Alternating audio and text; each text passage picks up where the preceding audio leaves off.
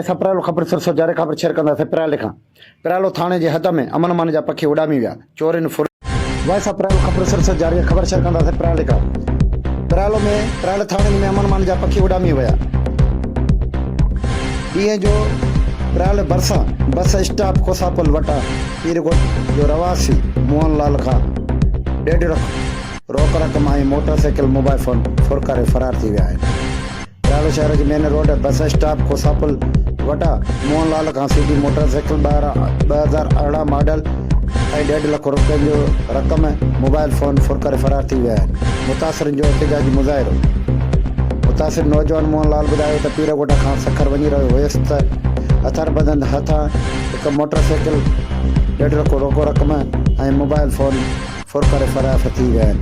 जंहिंखां बाद मोटरसाइकिल ऐं ॿियो सामान जो इतला प्रेलो थाणे ते ॾिनो, जिते SHO लाला अमीर पठाण ख़ातिर कराईंदे चयो त मोटरसाइकिल ऐं ॿियो सामान फुर थियल